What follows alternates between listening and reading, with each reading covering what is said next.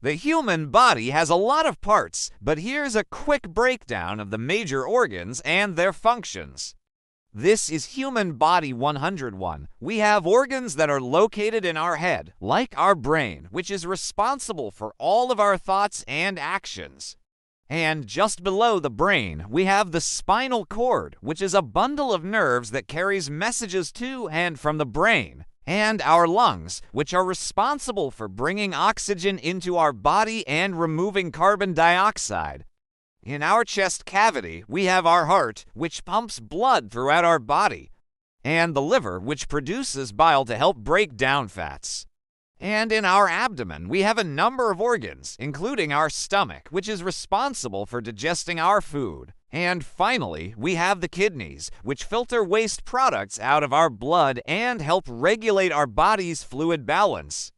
So that's a quick overview of the human body. If you want to learn more about biology, stay tuned for more videos.